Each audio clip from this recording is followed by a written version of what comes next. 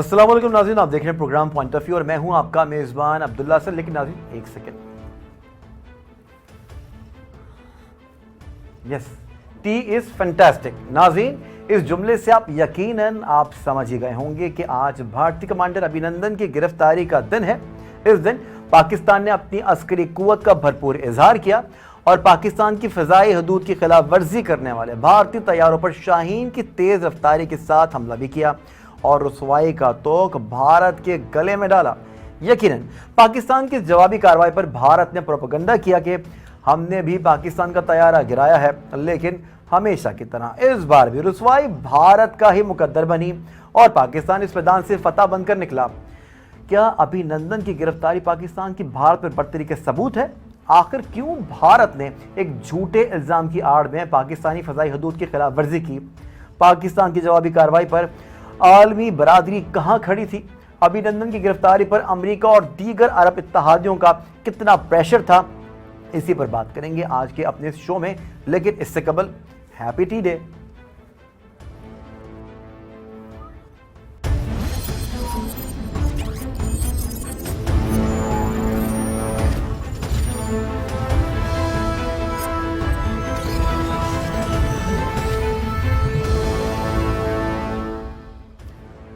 तो नाज़रीन प्रोग्राम के मौजू के हवाले से तो आप जान ही चुके हैं। अब अपने मौजूद पैनलिस्ट के हवाले से जो है आपका तारुफ करवाता चलूँ। हमारे साथ मौजूद होंगे जुल्फ़िकार राहत साहब जो कि सीनियर तज्ज़ियाकार हैं, एंकर पर्सन हैं, और साथ ही साथ उनके हमरा हमें ज्वाइन करेंगे नासिर शिराजी साहब जो कि सीनियर एनालिस्ट हैं और माहिर आलमी उमूर हैं। जुल्फ़िकार साहब, सबसे पहले आप ही की जानिब आ जाता हूँ। आज अभिनंदन की गिरफ्तारी के वाक़े को तकरीबन 2 साल जो है वो बीत चुके हैं, और इस पर आप क्या कहना चाहेंगे कि पाकिस्तान की इसमें किस हद तक और कितनी बड़ी कामयाबी है? देखिए जी, पाकिस्तान की कामयाबी पे तो कोई शक यकीनन है नहीं। ये सफारती सतह के ऊपर भी पाकिस्तान ने इसको अच्छे तरीके से प्ले किया और जो जारहियत इंडिया करने जा रहा था उसका रास्ता भी रोका, और जो सरप्राइज इंडिया देने की बात कर रहा था वो सरप्राइज प्रैक्टिकली पाकिस्तान ने देकर अपनी बर्तरी साबित की, और कि पाकिस्तान की बर्री फौज के साथ साथ जो पाकिस्तान की फ़िज़ाइया है उसकी कैपेसिटी क्या है, उसका लेवल क्या है और पाकिस्तान क्या कुछ कर सकता है। और साथ ही साथ पाकिस्तान ने ये भी बता दिया इंडिया को कि देखें, आपके जो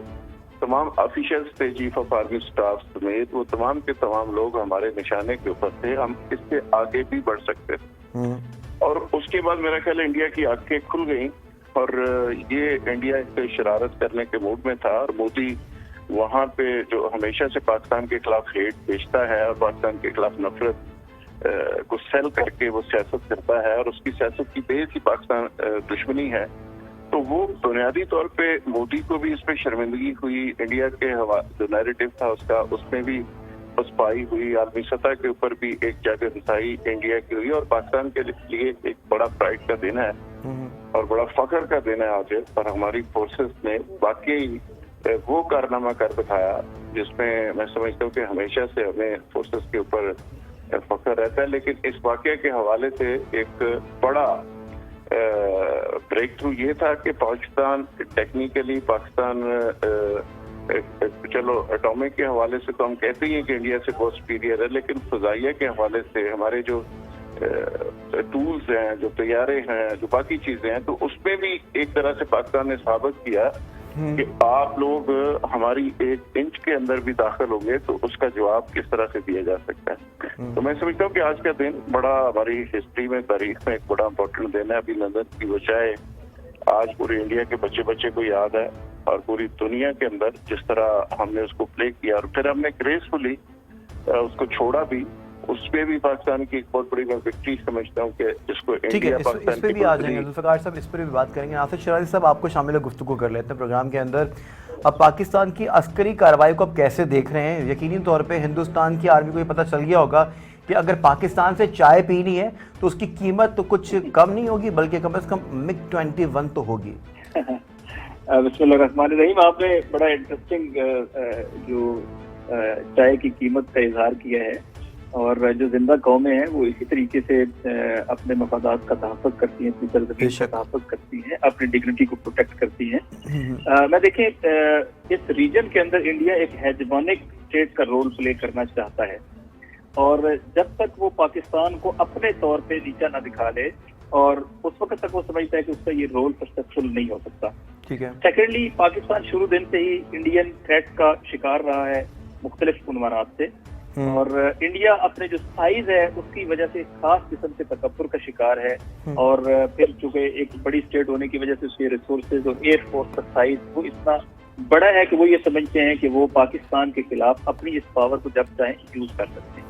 پاکستان کی اسٹریٹجی ہمیشہ سے ڈیٹرس یوز کرنے کی رہی ہے, ایٹمی صلاحیت کا بھی ایک ڈیٹرس کے طور پہ استعمال ہے, اور پھر پاکستان نے بڑا اسمارٹ بالخصوص اپنی ایئر فورس اور نیول فورسز کو بھی جو ڈیولپ کرنا اسٹارٹ کیا ہے وہ بڑے اسمارٹ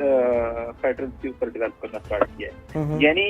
ممکن ہے کہ ہمارے پاس عدلی قوت ہمارے طیاروں کی کم ہو, لیکن ان کی صلاحیت, ہمارے جو پائلٹس ہیں ان کی صلاحیت اور ہماری جو انٹیلیجنس ہے اس کی صلاحیت, جو ہمارا اپریٹس ہے پورا ملٹری اپریٹس ہے اس کی صلاحیت ان کی نسبت کئی گنا زیادہ ہے. اور یہ پاکستان نے دراصل اس کے ذریعے سے شو کیا ہے. ایک سرپرائز اٹیک تھا, ہمارے پاس اس کی انٹیلیجنس انفارمیشن تھی. نمبر 1, یہ بہت بڑا انٹیلیجنس فیلئر ہے کیونکہ یہ ایک ٹاپ سیکرٹ آپریشن تھا, اور اس کے حوالے سے آرمی چیف جو انڈین ہے وہ اس کے اندر انوالو تھے, وہ اگلے مورچوں کے اندر جا کر اس کی باقاعدہ مانیٹرنگ کر رہے تھے. تو ایک تو پاکستان کی پینیٹریشن کا لیول ان کے سامنے آیا کہ پاکستان جب کسی کو ایک دشمن سمجھتا ہے تو اسٹیٹ, تو پھر پاکستان نے اپنی کیپیسٹی کو کیسے یوٹیلائز کیا ہے. سیکنڈ, پاکستان کی یہ صلاحیت کہ پاکستان کیسے ان کی اس جو فضائی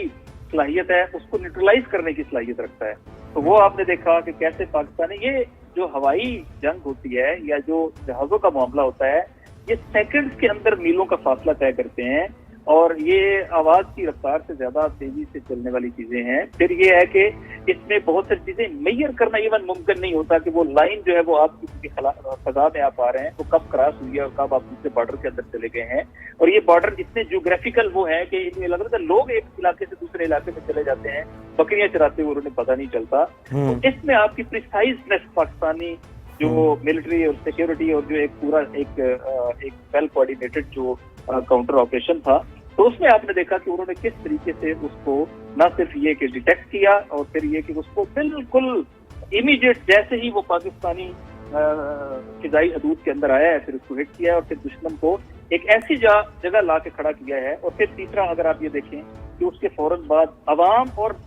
پاکستانی فورسز کے درمیان, ٹھیک ہے, عوام اور پاکستانی فورسز کے حوالے سے مزید بھی بات کریں گے. ذوالفقار احد صاحب, ایک چیز آپ سے میں یہ جاننا چاہوں گا, اگر اس طرح کی غلطی اگر سرزد ہو جاتی انڈیا کی جانب سے, اگر انڈیا اس طرح کی اگر کامیابی اگر حاصل کر لیتا, تو آپ کو یہ لگتا نہیں ہے کہ جس طرح سے میں اور آپ اور ناصر شیرازی صاحب جس طرح سے گفتگو کر رہے ہیں, ایٹ لیسٹ انڈیا کو کوئی میڈیا اینکر ایسے پرفارم نہیں کر رہا ہوتا, گلا ان کا پھٹ جاتا, نہ آپ کی سمجھ میں آ رہا ہوتا نہ ویور کو سمجھ میں آ رہا ہوتا, اور وہ اس طرح سے انداز بیاں ہے ان کا, مطلب کہ آپ خود سمجھ گئے ہوں گے میری بات کو لے کے. تو آپ کو یہ نہیں لگتا کہ ان کا ریاکشن کچھ ڈیفرنٹ ہوتا, لیکن ہمارا ریاکشن کس طرح کا تھا, ہمارا سفارتی ریاکشن کس طرح کا تھا, اس پر آپ کیا کہنا چاہیں گے؟ دیکھیں, انڈین میڈیا ہمیشہ جنگی صحافت کا پتہ نہیں کیوں قائل ہے, اور وہ اس طرح جس طرح اگریسو ہوتے ہیں, وہ گلا پھاڑ کے باتیں کر رہے ہوتے ہیں, جس طرح وہ بالکل جیسے کوئی بڑے جلسے کے اندر کوئی چیخ رہا ہے, کوئی بڑا چیخے مار رہا ہے, وہ اس طرح کے ان کے اینکرز بہیو کرتے ہیں. اور کوئی پاکستانی اینالسٹ چلا جائے تو اس کو گالیاں دینا شروع کر دیتے ہیں. تو میں سمجھتا ہوں کہ انڈیا کے اندر اس کو وہ حب الوطنی سے تشبیہ دیتے ہیں. ہم نے بھی تھوڑی بہت جرنلزم پڑھی ہے, میں نہیں سمجھتا کہ یہ جرنلزم ہو سکتی ہے یا اس طرح کی جرنلزم ہونی چاہیے. ہاں ٹھیک ہے, کسی بھی ملک کے اندر رہنے والا جو جرنلسٹ ہے وہ سب سے پہلے اپنی مٹی سے, اپنے نظریے سے, سوچ سے ملک کے ساتھ جڑا ہوا ہوتا ہے, اس کو ضرور خیال کرنا چاہیے. لیکن اس کے اور بھی اظہار کے طریقے ہیں, بڑے مینر سے ان ساری چیزوں کو, جذبات کو آگے کنوے کیا جا سکتا ہے. لیکن جب آپ تجزیے کے اوپر آپ کی خواہش غالب آ جائے, خبر کے پیچھے آپ کی ذاتی لائکنگ ڈس لائکنگ یا خواہش اس پہ غالب آ جائے, تو پھر وہ نہ خبر رہتی ہے نہ تجزیہ رہتا ہے. تو میں یہ سمجھتا ہوں کہ انڈین میڈیا کا بالکل جنگی طریقہ ہے اور جنگی صحافت وہ کر رہے ہیں, اور بالکل ایسی غیر ذمہ دارانہ صحافت کر رہے ہیں کہ اس کا تو پوری دنیا میں مثال نہیں ملتی. لیکن پاکستانی میڈیا نے ہمیشہ بڑی رسپانسبلٹی کا مظاہرہ کیا ہے. بلکہ آپ کو یاد ہوگا کہ بہت سارے ایشوز کے اوپر تو ہمیں بعض کا گیلا ہوتا ہے بہت سارے جرنلسٹوں سے, بہت سارے چینل سے, کہ وہ ایسی کوئی بونگی مار جاتے ہیں کہ وہ بعض کا چیزیں ملک کے خلاف جا رہی ہوتی ہیں، لیکن یہاں پہ میں سمجھتا ہوں پھر بھی بیلنسڈ بات ہوتی ہے، اس طرح سے چیزیں نہیں ہوتی، لیکن اس کا ایک مین ریزن یہ ہے ذوالفقار صاحب کیونکہ ہم لوگ امن چاہتے ہیں، ہم لوگ جنگ کی جانب نہیں گامزن کرتے اپنی فوجی بیڑے کو، اپنے لوگوں کو، اور ہم لوگ مینٹل اپروچ اس طرح کی نہیں رکھتے کہ ہم لوگ جو ہے لڑائی جھگڑے والی بات نہیں چاہتے، کیونکہ اگر انڈیا کی بات کر لی تو آلریڈی وہاں پہ بھوک اور افلاس ہے اور ٹوائلٹس تک تو وہاں پر ہے نہیں، تو ان کو تو زیب بھی نہیں دیتا اس طرح کی چیزیں کرتے ہوئے، تو اگر وہ لوگ خود بھی سوچ رہے لیکن ایٹ لیسٹ ہمیں تو سوچنا چاہیے نا اس طرح سے۔ انڈیا بات تو کرتا ہے جی، جنگ کی بات کرتا ہے، پاکستان کے سٹرائک کرنے کی بات کرتا ہے، سرجیکل سٹرائک کا دعویٰ کرتا ہے، کشمیر لینے کی بات کرتا ہے، جو آپ کشمیر پہ بھی قبضہ کر لیں گے، گلگت بلتستان بھی ہمارا ہے، لیکن یہ باتیں ساری مودی، جس طرح میں نے پہلے عرض کیا کہ وہ پاکستان کی ہیٹ کی بنیاد کے اوپر اقتدار میں آیا، وہ پاکستان دشمنی کی سیاست کر رہا ہے اور وہ یہ سودا سارا بیچتا ہے، اور سودا انڈیا کے اندر بدقسمتی سے آج 2021 میں بھی یہ سودا بک رہا ہے، اور یہ جہالت کا سودا ہے، اور یہ ایک ایسا ہے کہ جو میں سمجھتا ہوں کہ باشعور قوموں کے اندر یہ چیزیں نہیں بک سکتی، لیکن بہرحال وہاں پہ یہ بک رہا ہے، اور پریکٹیکلی انڈین گورنمنٹ کو پتا ہے کہ وہ پاکستان سے نہیں لڑ سکتے،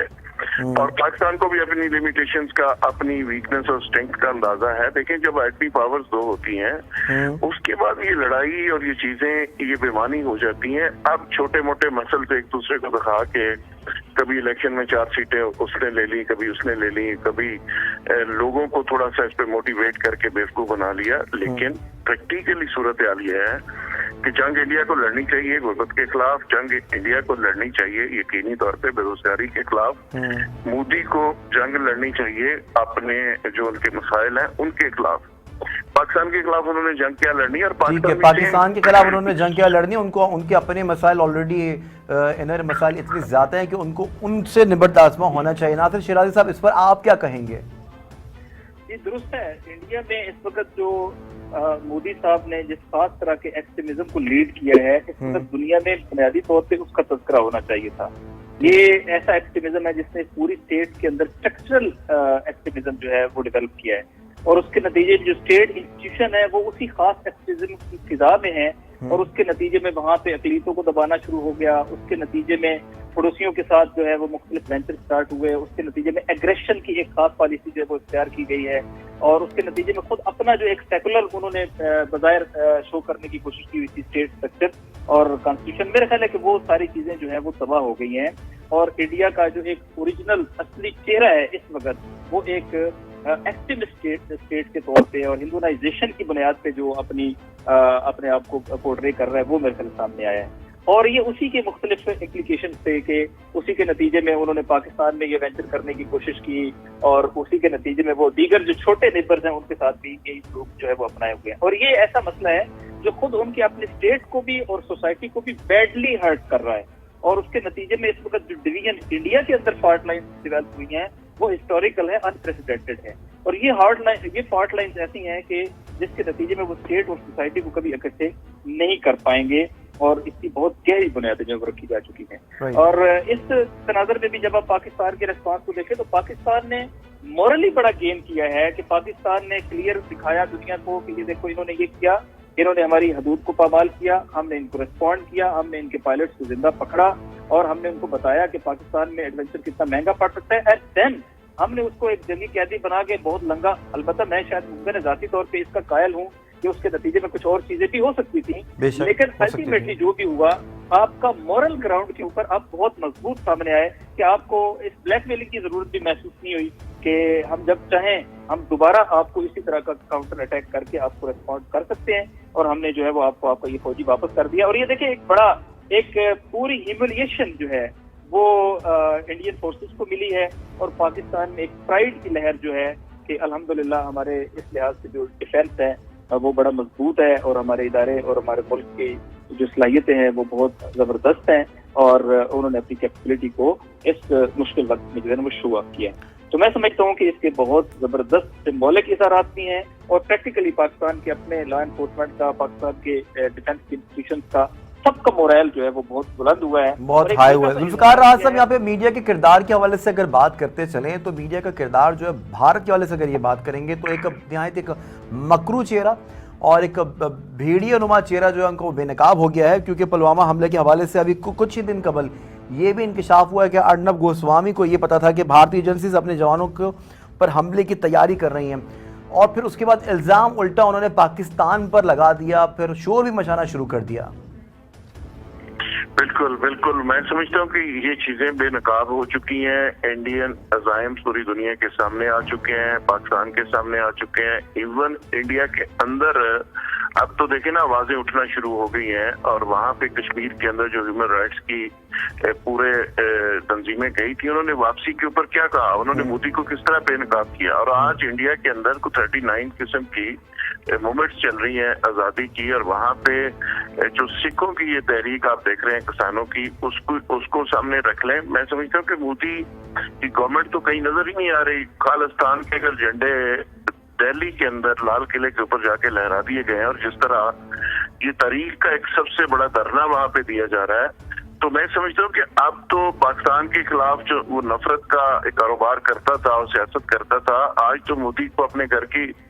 کی پڑی ہوئی ہے۔ ذوالفقار راز صاحب، نہایت ہی آپ سے معذرت چاہوں گا، یہاں پہ وقت ہو گیا بریک کا، جو شدید قلت ہے وقت کی یہاں پہ۔ ناظرین، اتنا آسان نہیں ہے کہ کوئی بھی پاکستان آئے اور اس طرح سے چائے پی کے چلا جائے، لیکن اس کی قیمت جو ہے زیادہ نہیں ہے، MiG 21 ہے یہاں پہ۔ ناظرین، وقت ہوا بریک کا، ہمارے ساتھ رہیے۔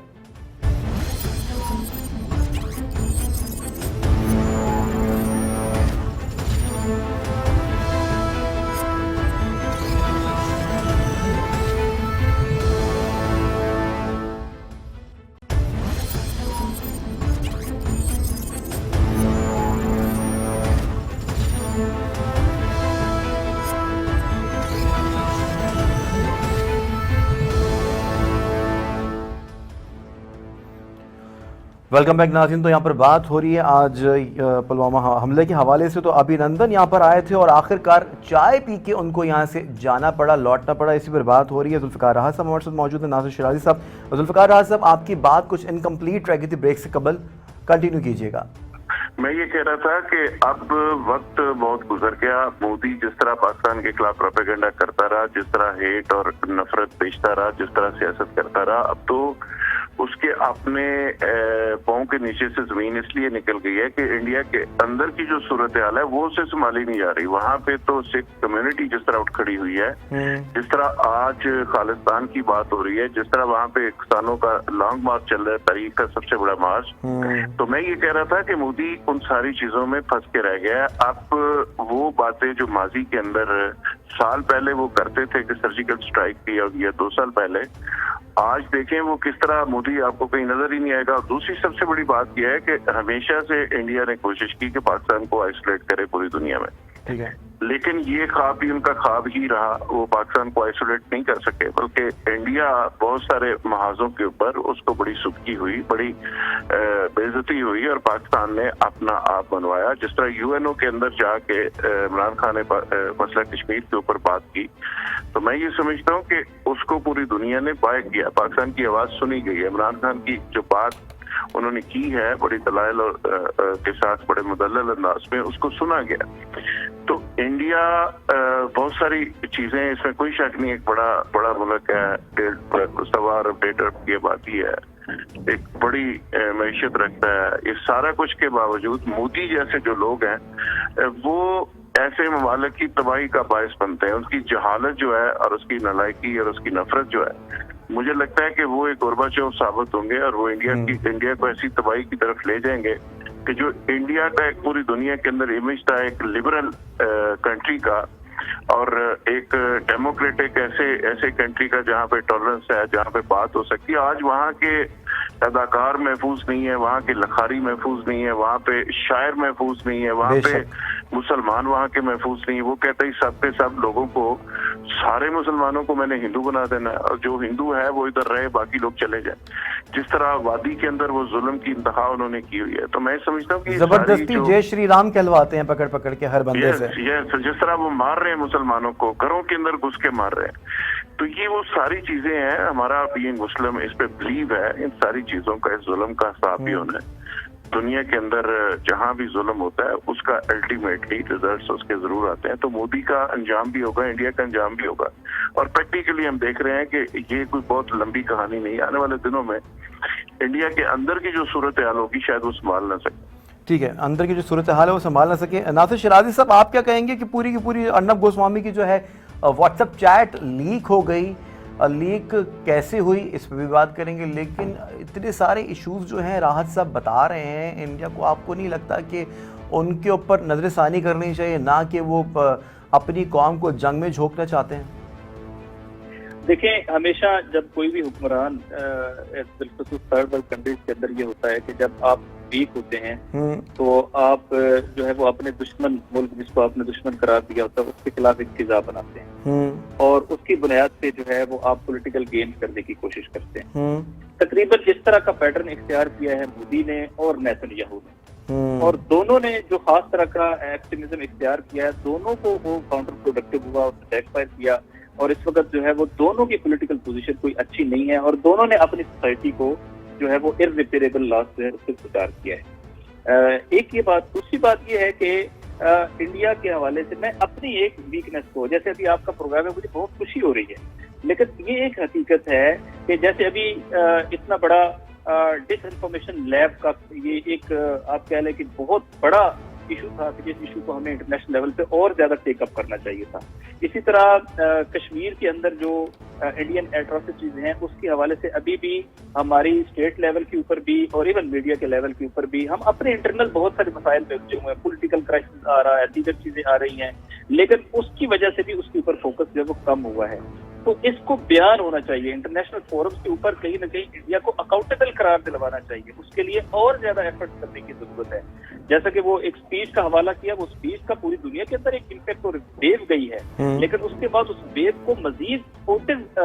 जो है वो वेव चाहिए, जो मेरा ख्याल है आप उस तरीके से प्रोवाइड नहीं कर सके। वो एक बड़ी इनिशिएट आपको करती थी, जिसके बाद आप पूरी दुनिया के अंदर अपने फॉरेन मिशन को इस हवाले से टारगेटेड एक्टिवेट करते, जो शायद हम उतना ज्यादा नहीं कर सके। इसी तरह आपने मीडिया की बात की, और मीडिया के अंदर अगर आप गौर करें तो क्यों पाकिस्तान का मीडिया जो है यानी इंडिया का मीडिया इस तरह चीखता चिल्लाता क्यों है? क्योंकि लॉजिक नहीं है, क्योंकि उनके पास मंतक और इस्तदलाल नहीं है, क्योंकि उन्होंने एक खास तरह के एक्टिविज्म को और बाज़ औक़ात जिसको आप कह लें कि अपनी स्टेट की पॉलिसी को या मखसूस जो ग्रोह है वहाँ पे उनकी पॉलिसी को उन्होंने वहाँ पे पोर्ट्रे करना है। लिहाजा उसके लिए चूंकि दलील और मंतक नहीं है, लिहाजा आप चीख चिल्ला के अपनी बात कर रहे होंगे और अपनी बात को इंतहा पसंदी को फरोग देना अपनी जानिब है। लेकिन यहाँ पे एक बहुत इंपॉर्टेंट बात यह है कि अपने मफादात जो है वो पीछे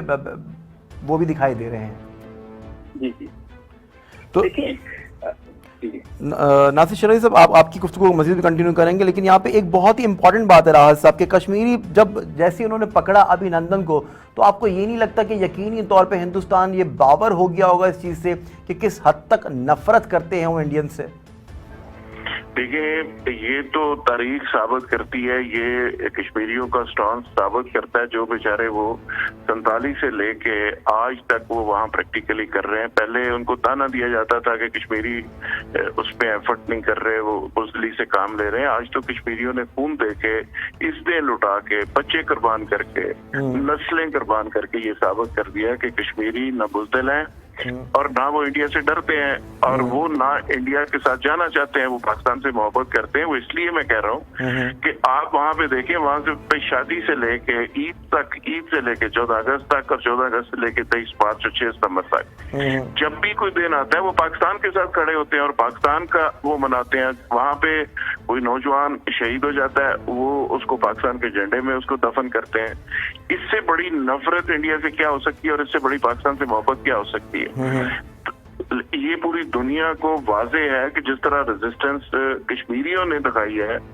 जिस तरह उन्होंने मुकाबला किया है, जिस तरह उन्होंने मज़ामत की है, ये दुनिया की हिस्ट्री में इस तरह की मज़ामत कम देखने में आई है। और आज भी वो कश्मीरी अपने मौक़िफ़ के ऊपर खड़े हैं, और वहाँ पे हमारी माएँ बहनें और बेटियां और हमारे भाई और बुजुर्ग सबके सब जब भी बात होती है वो सारे कहते हैं कि कश्मीर बनेगा पाकिस्तान, और वो पाकिस्तान के साथ जीना मरना हमेशा से समझते हैं। और आज भी पाकिस्तान उनके लिए जो लड़ाई लड़ रहा है, पाकिस्तान ने जो जंगें लड़ी हैं और पाकिस्तान जो खड़ा है, और आज भी हर लिहाज से इंडिया के साथ आप देख रहे हैं कि हम 1-1 है। अभी हम बात कर रहे थे 27 फरवरी की, तो उसके पीछे कहानी क्या है? वही कहानी है ना कि भाई कश्मीर के मामले से लेके बाकी सारी चीजें। और फिर सबसे बड़ी बात यह है कि हम कश्मीरियों के साथ जरूर, हमारे भाई हैं, हमें खड़ा होना चाहिए, लेकिन कश्मीर की जो अफादियत है हमें उससे भी इनकार नहीं करना चाहिए। कायदे आज़म जब कह गए कि कश्मीर पाकिस्तान की शारक है, तो गैरतमंद कौमें अपनी शारक दूसरों के सुपुर्द तो नहीं करती ना, दुश्मनों के हाथ में तो नहीं देती। हमें तो इससे भी बहुत, मैं समझता हूँ, आगे जाना चाहिए, लेकिन डिप्लोमेटिकली अगर देखा जाए इससे भी आगे जाना चाहिए। जुल्फिकार साहब, जो सवाल मैं अब करने वाला हूँ इसका जवाब आपसे मिलूंगा, लेकिन नासिर चले से पहले अब इसका जवाब आप दे दीजिए। आलमी बरादरी का इस तमाम तर सिनेरियो पे, तमाम तर वाक़े के ऊपर आप क्या समझते हैं कि क्या किरदार रहा, अमेरिका की जानब से क्या किरदार रहा, और सऊदीया अरब और ये जो दीगर जो सऊदी इत्तेहादी जो जमातें हैं, इनकी जानब से आप ये नहीं समझते कि, मैं कॉन्ट्रोवर्शियल नहीं करना चाहता इस तमाम तर चीज़ को, लेकिन क्या आप ये नहीं समझते कि प्रेशर रहा पाकिस्तान के ऊपर? देखिए, हमें इस बात को समझना चाहिए कि ये जो कंटेम्परेरी वर्ल्ड है, इस वर्ल्ड के अपने अपने मफादात हैं, और ये जो हम बात करते थे कि कुछ प्रिंसिपल स्टैंडिंग्स हैं, वो तकरीबन प्रैक्टिकली इंटरनेशनल रिलेशंस में एग्जिस्ट नहीं करती, बल्कि वो भी अब आपके टूल्स बन गए हैं अपने पॉलिटिकल मफादात को आगे बढ़ाने के। वो ममालिक जो पूरी दुनिया के अंदर डिक्टेटरशिप के खिलाफ बात करते हैं, वो डिक्टेटरों के साथ शेक हैंड कर रहे होते हैं। वो जो डेमोक्रेसी की बात करते हैं, वो अबू गराब जेल बना रहे होते हैं। तो ये हमें समझ लेना चाहिए कि जहां आप खुद मजबूत हों, ताकतवर हों, तभी आपकी बात सुनी जाती है और तभी आप रेलेवेंट होते हैं। और इंटरनेशनल अफेयर में ये रियलिज्म की वर्ल्ड है, हमें इसको समझना चाहिए। और मेरा ख्याल है कि अब हमें कुछ ना कुछ इसका अदराक हो गया है, लिहाजा पाकिस्तान ने अपनी बाज एफिलिएशन को क्वेश्चन किया है और टेस्ट करने के लिए जो उसका लिटमस टेस्ट बनाया है, वो मसला कश्मीर के ऊपर अपनी सपोर्ट बनाया है। पाकिस्तान की फॉरेन ऑफिस ने और पाकिस्तानी जो वज़ीर ख़ारजा ने बिलखसूस OIC के हवाले से कि वहां पर कश्मीर के हवाले से इसको एजेंडा आइटम के तौर पे रखा जाए, इस इशू को उठाया, ये बड़ा जबरदस्त तरीके से उठाया। लेकिन ये एक हकीकत है कि अरब कंट्रीज के अंदर बिलखसूस जिनको पाकिस्तान के अलाई कहा जाता है, उन्होंने उनकी जो इकोनॉमिक मफादात हैं वो भी इंडिया के साथ निस्बतन बहुत ज्यादा भी तवाज़ुन उधर जा रहा है। और इसी तरीके से जो एक इंटरनेशनल आप कह लें कि इक्वेशन डेवलप हो रही है, जिसमें अमेरिका चाइना को काउंटर करने के लिए और डिक्लेयर करता है कि हम चाइना को इकोनॉमिक वॉर। तो आपको ये नहीं लगता कि अगर ये इस तरह की सिचुएशन अगर ये डेवलप हो गई है दीगर इत्तेहादी जमातों की जानिब से, तो पाकिस्तान को भी अपनी फॉरेन पॉलिसीज को मजीद कंसीडर करना चाहिए?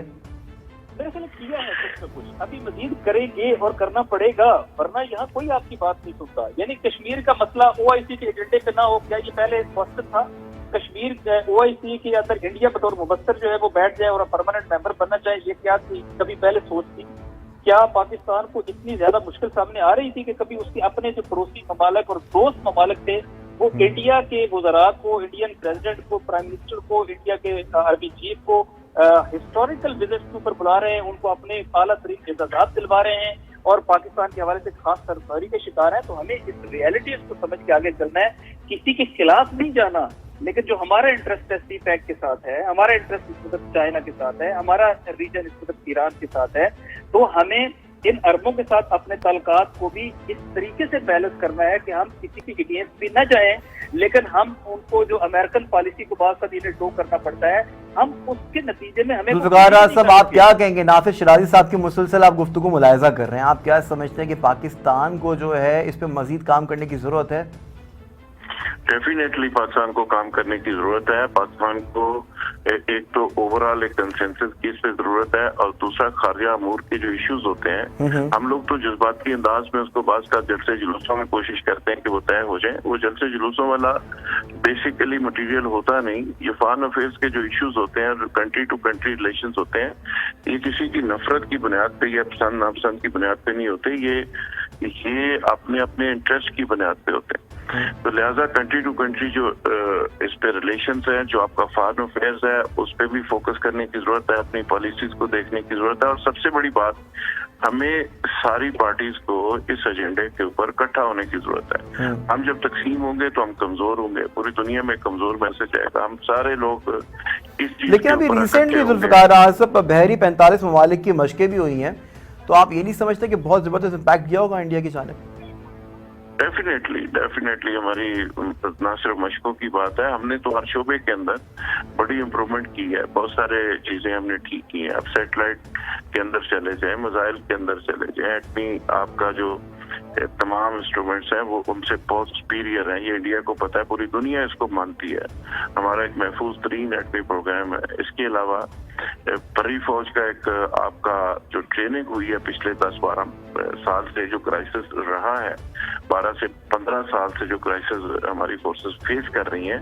तो उसमें हुआ तो वो बहुत गलत है, बहुत सारे लोग हमारे शहीद हो गए, बहुत सारे सिविलियन उसमें मारे गए, लेकिन अल्टीमेटली उसका फायदा इस सेंस में हुआ कि आपकी फौज जो है वो हालत जंग में है, वो एक बेस्ट, यानी वजीरिस्तान के अंदर आप सारी रोटेट उन्होंने चीजें कर दी हैं, तमाम लोग वहां सर्व करके आए हैं, तमाम लोग,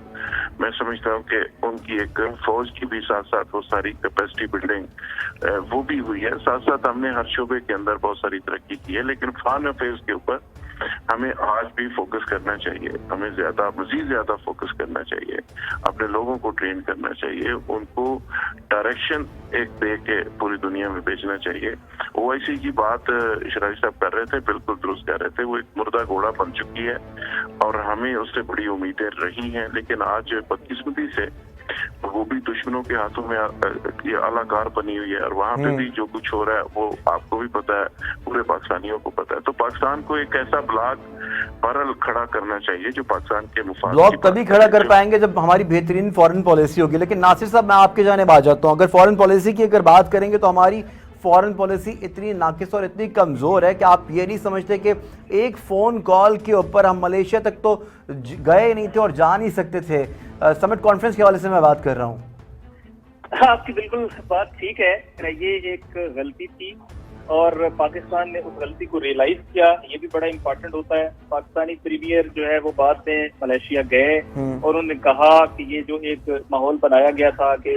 ये कोई किसी ब्लॉक के खिलाफ हो रही है, ये किसी कंट्री के खिलाफ हो रही है, ये बिल्कुल ऐसा नहीं था और ये हमारे अपने इंटरेस्ट में था। तो मैं समझता हूँ ये रियलाइजेशन और उसके बाद दोबारा उन ताल्लुकात को नॉर्मलाइज करने की कोशिश करना, दैट इज इम्पोर्टेंट। गलतियां हो जाया करती हैं, लेकिन गलतियों पे कंसिस्टेंट रहना ठीक नहीं होता। हमें देखना है कि हमारा एलाई कौन है, हमारे साथ कौन चलता है, पाकिस्तान के इंटरेस्ट किसके साथ अटैच हैं, पाकिस्तान को अपने रीजन के अंदर अपने इकोनॉमिक बेनिफिट्स, अपने डिफेंस से रिलेटेड, अपनी सिक्योरिटी से रिलेटेड हमारे तमाम मैटर्स को हमने देखना है। हम अपने रीजन के अंदर आइसोलेट होकर नहीं रह सकते हैं, हमें पाकिस्तान के अपने बॉर्डर को यकीनन सेफ बनाना है, तब हम अपने। ठीक है नासिर शिराजी साहब, हमारे प्रोग्राम का जो वक्त है शदीद किल्लत के बायस जो है हम कंटिन्यू नहीं कर सकते, इस पर मजीद भी बात करेंगे नाज़रीन। लेकिन दुश्मन ने हमें आसान हदफ समझा, लेकिन दुश्मन को मुंह की खाना पड़ी और बहुत ज़्यादा कीमत दे के जो है बहुत सस्ती चाय पीना पड़ी। अपने मेज़बान अब्दुल्ला हसन को दीजिए इजाज़त, अल्लाह हाफिज़।